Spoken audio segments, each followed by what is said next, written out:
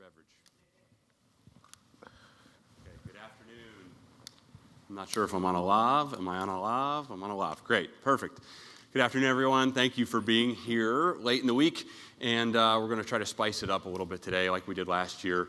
This is a topic that is not new to us anymore. It was kind of new to us last year in a way, and so we went a little bit higher level talking about what disruption is, and this year we decided to take it in a different direction with these esteemed gentlemen. I'm Joe Miller. I'm the Vice President of Client Experience for Auto IMS. It's always a pleasure and an honor to anytime we can participate in this conference this way.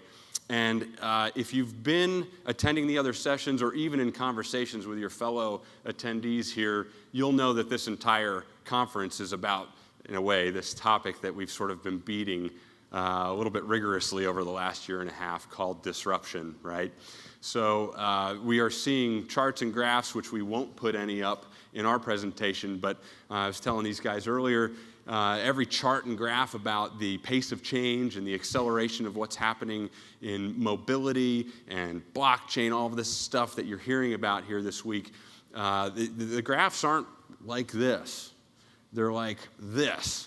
So we need to be ready for this. And as I look out on this audience and so many great relationships between our companies, between these guys and you, what I want to make sure is that we serve each other really well in that and try to get an eye on the opportunities that are right in front of you there for the taking. So we're going to ask these gentlemen to introduce themselves in a second, and then we're going to go through a process to sort of reflect on where they've been, where they're going, and hopefully give you some new ideas. So why don't we go down the line, start with you, one of our, someone who's been in the spotlight already as a 40 under 40 honoree. Keith, you want to start us off?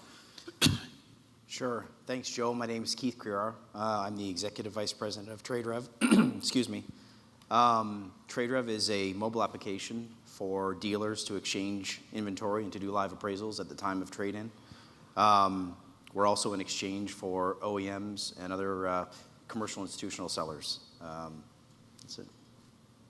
Cool. I'm Tom Milani. That's a picture of my boss who was unable to make it, so so that's not me. But I'm VP of Strategic Partnerships. I lead all of our partnership business development and B2B sales for Vroom. And Vroom's a national online retailer delivering cars nationwide right to customers' driveways. My name is Jeff Reisner, co-founder and CEO of the Appraisal Lane. It's a mobile-based community that supports dealers in real-time valuation for vehicles either during the trade process or at the end of the life cycle. And we're recently announced expansion in the Midwest, so we're looking to expand the community. Great. My name is Derek Hansen, Vice President of Digital Inventory Solutions at Manheim. So that's all the digital channels that support the Manheim marketplace, mainly being simulcast, OVE, and our dealer events. Great. Thanks, guys, and welcome. As we prepped for this, and as I prepped for this and tried to find some new thinking on the topic, one of the things that stood out to me were some of the studies that have been done around the various financial models as you start a new business or enter a new venture, especially in something that might be traditionally disruptive. And as many of you would probably imagine, it's common to lose a lot of money for a long time. But if you're expected to do that for a while, right, maybe there's a risk tolerance. Maybe there is a creative juice that continues to flow. Each of you are in different phases of the life cycles of your business, from startup through sort of enterprise and scale. Let's start a little bit and talk about your perspective on where you are in your financial model as you're comfortable, and how that affects what you're looking at doing next, what you're doing right now and what you're looking at doing next.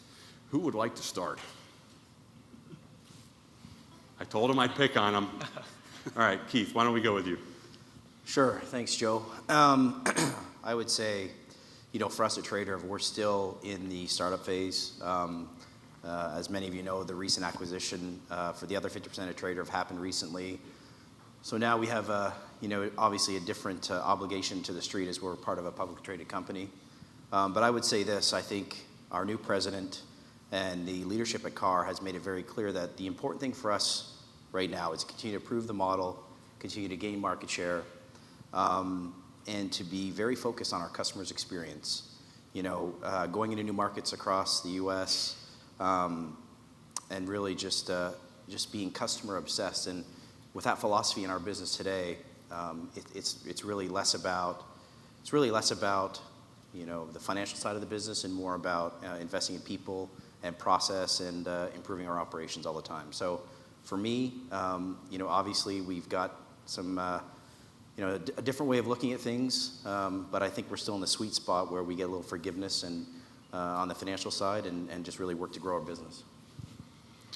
So that forgiveness, Tom, I'll ask you to jump on there as well, because probably more in the startup-ish phase as compared to maybe Keith or Derek, for example. You want to add on there? Yeah, so Vroom is a startup. It's been around for a couple of years, but they acquired Texas Direct about 2 years ago. So the combination of the two companies makes them a real powerhouse. I mean, you have the tech folks on the Vroom side coupled with the car guys down in Houston and Dallas on the Texas Direct side, and the combination of the two has just been, I think it could be lethal. We still operate the Texas Direct brand out of Texas, and that's kind of what enables a lot of the growth on the Vroom side. So we have the brick and mortar dealership. It does quite a bit of volume, and that's kind of like the cash cow that just helps, like I said, enable the Vroom growth coupled with the investments that we've gotten. I think we're set up for success and to really go out and try new things, and we're really a tech company that sells cars. Yeah, it's so Jeff, take that to the next level, and then we'll cap this with Derek. Sure. But because you're also sort of, and I don't know, do you have that type of underpinning financially of a Texas Direct that Vroom has? I think we had a release last year. We took a pretty big capital investment from a strategic last year. That really enabled us the ability to focus on our product, focus on growing our community, refining our processes, and kind of shoring up everything in anticipation of stepping on the gas, which is, what we've done in the last 90 days. But at the same time, everything that we do is focused on the ball, which is growing the community. There's strength in numbers, there's strength in as far as responsiveness, and accelerating our ability to support the dealers real time with their consumer offering. So for us, it's we're very aware of the burn, but we've got our eye on the ball, which is let's grow the community, and everything will work itself out. Yeah, great. So I love the varying perspectives, whether it's driving the focus, working off this underpinning that you have. Derek, let's go to you and talk about being part of the Cox Automotive enterprise and maybe take it a little bit different of a direction. So What do you guys see coming as the next way to sort of enter our business and find a path in? Do you see a startup? Do you see something spinning off out of like an incubator? What do you think? Yeah, great question, John. I do think it is a different direction for Cox. Digital has been a component for the last 20 years. You mentioned AutoTrader at the onset, Simulcast over 10 years old, OVE over 10 years old. What we're doing is trying to evolve those experiences to meet the dealer where they want to be. And that is tremendous digital engagement, as we've seen over the last 2 years. We've seen a steady rise in the use of digital tools to acquire wholesale inventory. We're to a point now where 40% of transactions in the Manheim marketplace are via a screen versus an in-lane gesture, right? So we're seeing that engagement, and we're continuing to push on those digital tools and ways to engage with our clients to better meet their needs in whether that's a mobile application engagement, whether that's digital events, continuing to work with them to be the provider that can bring the marketplace to their need. Yeah, right on. So you started to talk about the technology adoption, and then so let's transition to that as our next topic. And one of the other places we find ourselves here now in 2017 is with a really solid technology foundation, I would say. You've got very ubiquitous bandwidth everywhere you go. Mobility is caught on. Most businesses seem to be adopting this mobile-first type strategy. The cloud has overcome much of the security concerns and the other adoption concerns, so cloud technologies. Everything is, X as a service, right? So with all of that foundation, talking about the technology, talking about data as well. One of the things I heard earlier, which was kind of cool this week, was I think there was a session called Oceans of Data, Puddles of Insight, something like that, right? So let's talk about where the bets are going. And Derek, let's stick with you for now. Where are you guys kind of looking ahead and betting on this technology? Yeah, and I think you've heard it a lot this week. The bets are on using that data for insights, using that data to help drive value with our clients and how they conduct their business. The data is everywhere, and you've heard it this week. Increasingly, there's more data in the marketplace, but being able to use that data to improve your business process, to get the right car in front of the right buyer at the right time in the way they want to engage. And that's where we're really focused, is turning the data into insights, into optimization of your process to help you continue to grow your business. You guys feel like you're moving the industry, or is the industry pulling you into that? You know, it's a great question. I think it's equal parts us pushing in avenues and us exploring where others are going as well, using the breadth of Cox and the opportunity that we have across the automotive ecosystem to bring touch points to bear that maybe don't exist previously. So whether it be Auto Trader, vAuto, the DMS, finding ways to engage in a way that makes it more seamless in how they conduct their wholesale business. So Keith, what about you, part of the car organization, but in the trade rev mindset, where are your bets going? And Derek, I'm coming back because you talked about data and insights. It's all very important, but I'm coming back for where's the bet coming? But Thanks, Keith, Joe. Yeah, Thanks, Joe. I would say a couple of things on this topic. First of all, technology alone won't win. And I think Derek brought up the strategic partnerships at Cox, and it's the same thing at Car. We've seen great success using TradeRev, the tool alone, the technology, but partnering with other companies like Cars Arrive and AFC and soon Driven and Autonique. And really the support of those other companies and strategically giving buyers and sellers what they need through the technology is what's accelerating our growth. And second to that, it's people. I think I mentioned being customer obsessed earlier on. And without the right people managing the operation and all those touch points and how we engage with our customers and really getting feedback on the product and making changes quickly. You talk about getting pushed in a direction. I think it's your customer base, it's partnerships, and it's really your customers and the feedback that they give you will help you decide where you go next. Any specific investments you've made to be more customer obsessed?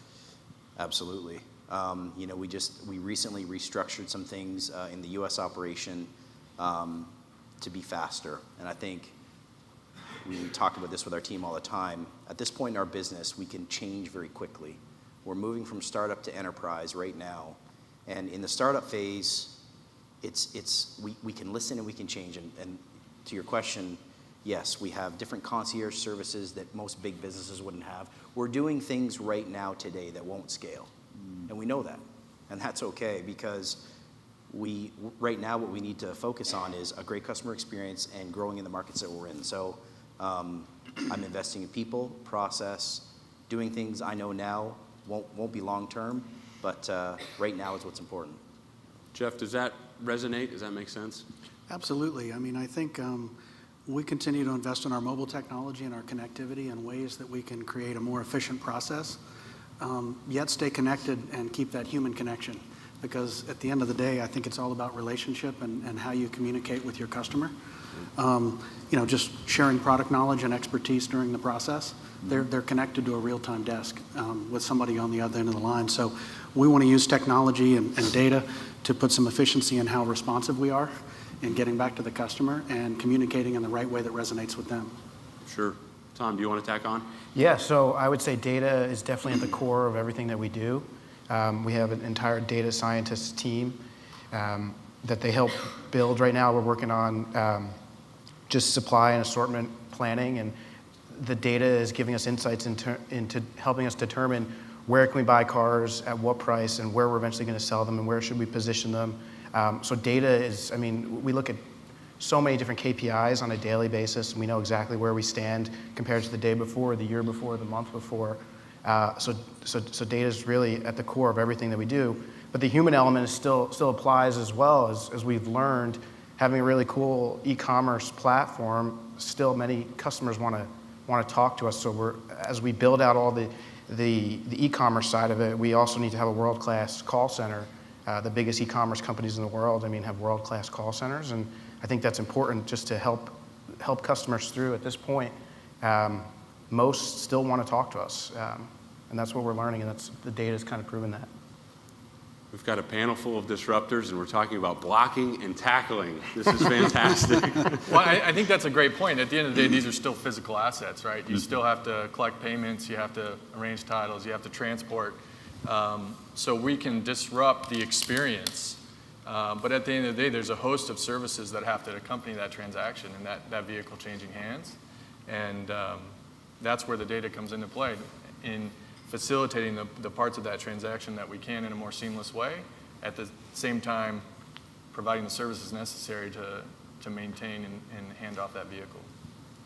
It's tough to argue with that. Yeah. But let's stretch a little bit, and let's talk about, so right now our business, for example, is investing in Salesforce.com. Just throw that out there as our CRM system.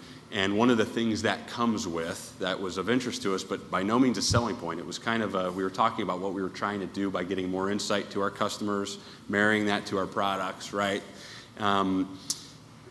Is figuring out where are the low-hanging opportunities here, where are the customers that look alike underutilizing our platform. And they said, well, there's this thing called Einstein built into Salesforce.com. It's artificial intelligence, right? So we haven't begun to experiment with that yet, but what are you guys looking at? And that one in particular, I think machine learning and artificial intelligence, is that something that's on your radars, Derek? You're nodding, you want to start there? Or? Yeah, definitely. Machine learning is there. One of the key elements we've talked about is trust in the transaction, right? And so thinking about how you get to a level of trust that enables a marketplace, and using machine learning with the different attributes and data points that you have on a vehicle to help position the right vehicle in front of the right buyer as soon as possible. So we're definitely investing in, whether it's inspection technology, whether it's the search algorithm and how we sort our inventory so that the client can get what they need sooner. Those are key investment points for us. And you've heard it loud and clear, the mobile application is what our customers are saying, a path that they want to engage with us and with the market. And we're continuing to invest there, as well as making that as seamless an experience as possible across channel, as we think, regardless of where that vehicle is located, whether it's at a lot, in between, or at an auction, making that a seamless experience from one point of contact. So you guys are all very mobile enabled. I haven't seen everyone's platform too intimately yet, but talk about that a little bit, and if you would, layer in what are some of the fun things you can. For us, our founder, Mark Endres, created TradeRev to create this live, transparent appraisal of a trade-in for a customer in the showroom, to give him that peace of mind and take that transparency to another level. TradeRev was originally a dealer-to-dealer exchange. It's become many different things now, and it's interesting, as you have a product like we do, and your founder continues to innovate, you start to get into these other verticals. And I think one of the things we talked about is the artificial intelligence and machine learning in inspections, and Richard talked about it up here as well. There's a real desire in the industry to have a technology in a smartphone that can inspect a car in minutes using AI, and if you can imagine the speed and how that changes things, particularly for OEMs that have these high volume of cars, how intelligent that can become and how that can really disrupt another industry. So I think you asked, what are you guys looking at, or what's next? I think a lot of that stuff, because we're always trying to enhance the trade-in process for dealers. As a byproduct of that, you start to become something else, or in addition to what your original core business is. And for us, that's very exciting. So I would say to you, AI, machine learning is at the top of our list. Yeah, and Jeff, I'd like you to weigh in on this. I forget who said it when we were discussing this a few weeks ago, but the concept of an accurate, transparent, sort of ultra-efficient CR that's available to the people that need to see it when they need to see it, that can be completed in a minute or two. a few minutes, whatever. There's a lot of people in this room that may have just looked up and gone, yeah, okay. I mean, between the challenges with the data that comes out of the OEMs as it relates to what the content of a vehicle is, and then also now the human factor in the other way, which is who's looking at the car, how does the technology work? Jeff, what are you seeing coming? Yeah, I mean, I think that's certainly something to aspire to. I think we're probably a little ways away from a 1 to 2 minute inspection, but it's definitely coming. And I think ways that we can build technology that help either course correct or adjust the human input. So one of the things that we've been working on recently is a neural net that identifies our photographs, because it doesn't really matter how we wireframe in the CR. All the pictures get taken, differently. The person using it starts at the back of the car, and so the pictures are out of order, which doesn't seem like a big deal, but when it goes out to our buying community, they're much more efficient and responsive if everything comes to them the same way. So we've now created this machine learning neural net that is identifying body panels and reordering the pictures before it goes out to our buying network. And so that's trying not to slow down the human walking the car around, but speed up the process once we get the information without having to go back to them. Gosh, that's exciting.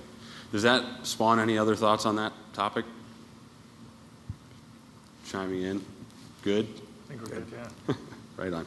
Okay, so we've already touched on this a little bit, but I want to go a little bit deeper because I think you got to bring it back to this. We kept thinking about it in our prep call, and boy, what a poignant reminder as we honored Ron Smith earlier today with the Lifetime Achievement Award, and seeing the nice words that his colleagues said about him. But there is a human factor in this business, and we can have a lot of technology, and we can think way far ahead, and we can see all the data curves do that. But ultimately, we've got relationships to consider. So, Jeff, one of the themes that you brought out, or this interesting concept of stretching the tether of the technology. Don't forget the person, I think, in a way, as you're developing, right? You expand Absolutely. on that? I mean, I think one of the things that we, there's a lot of talk in the industry and in all marketplaces about the millennials and how as they mature, they're going to be more they're going to consume more, and that's where everybody's focus is. But sometimes we lose track of they're drawing in the boomers and the older generations because that's the only way they communicate. So if you're a grandparent or a parent and you want to talk to your son or your granddaughter, you have to do it the way they do it, or you just won't connect.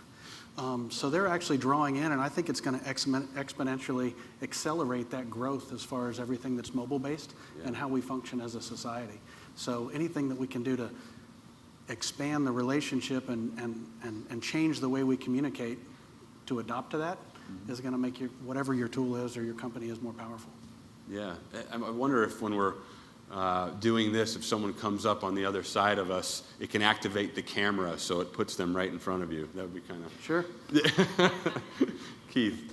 I would say, yeah, thanks, Joe. I would say, and we touched on this a little bit, but there's 4 platforms up here where a transaction can happen. There's hundreds of platforms in North America where some type of car transaction can happen, but what we talked about and what we focus on is what happens after the transaction. So the platform itself is fine, but there's still that, and this very physical way, the car needs to move, funds need to get transferred, there's all the infrastructure around that. So how that gets handled, in my opinion, and what I share with my team, that all that stuff that gets forgotten a lot of the time is really very important.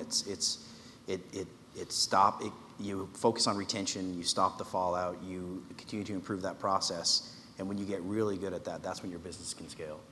Nice. And it's kind of a constant reminder that the leaders in that business need to give, right? Yep. That job's not done, is it? No. Yeah. And I think to extend on, I agree 100%, which is, typically when you're working on the valuation of a trade or an asset, it's a one-to-one. You're dealing with one person standing next to the car. But as soon as they hit accept, you're dealing with a title clerk, a business office manager, potentially somebody in banking, somebody to pick the car up, transportation. So there's an opportunity to impact 4, 5, 6 different people at the tail of that transaction, which I think is critical. I love that. Tom, what are you seeing? Would you tack on from? Yeah, so I'd agree with these guys. I think we've learned that from the Texas Direct business, so that we're not just an online marketplace.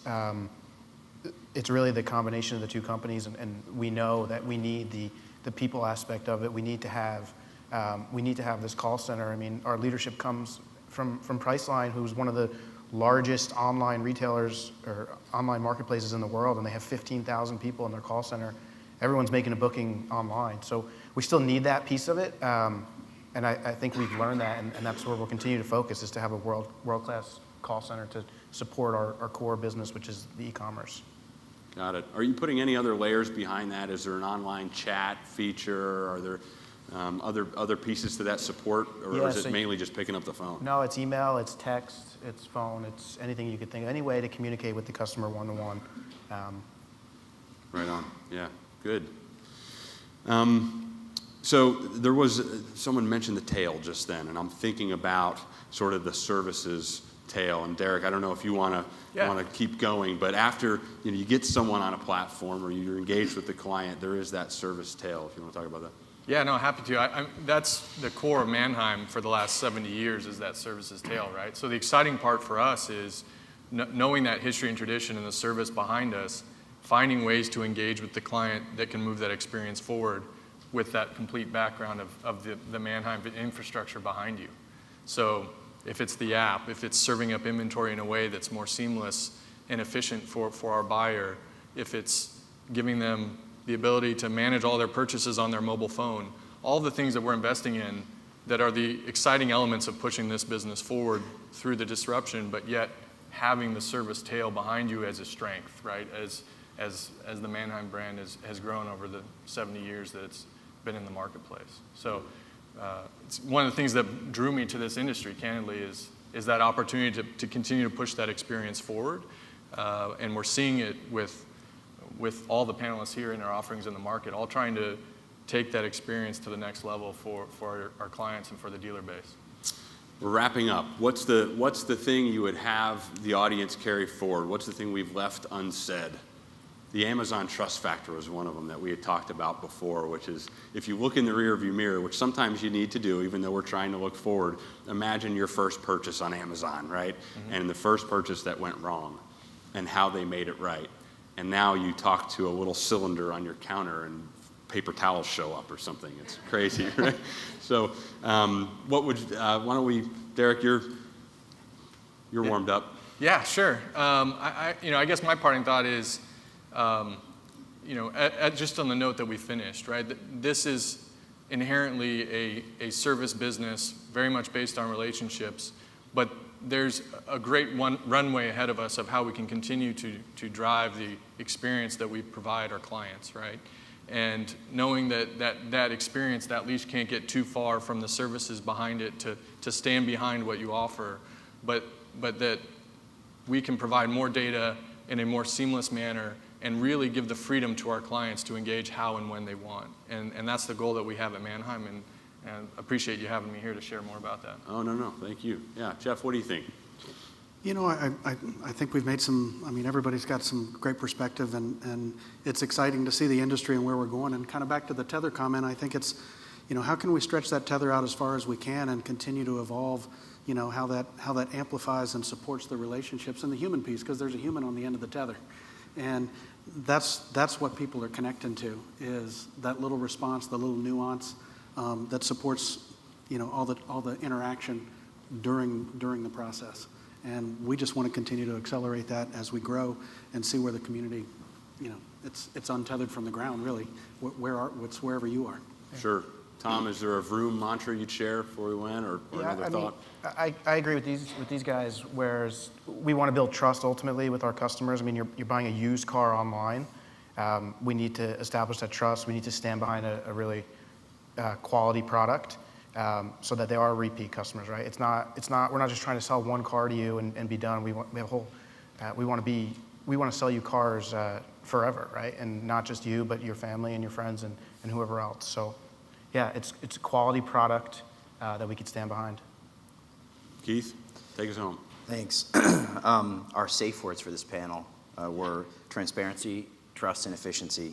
And we were going to try and draw it back to that. And I think we've done a nice job of it up here. And what I would say to the folks in the room, it still amazes me when we look at our product roadmap and we talk about what's next in the future, 6 months out, 2 years out, a lot of times you want to make assumptions about what you think your customer needs. And we just listened to a podcast, and it's the founder of Airbnb and talking about how it began and where it is now. And I think my advice would be ask a lot of questions, get as much feedback as you can when you're this small or when you're large. And as you make decisions in your product, make sure you have all the answers, or make sure you've asked your customers for exactly what it is that they want, because it's easy to make assumptions.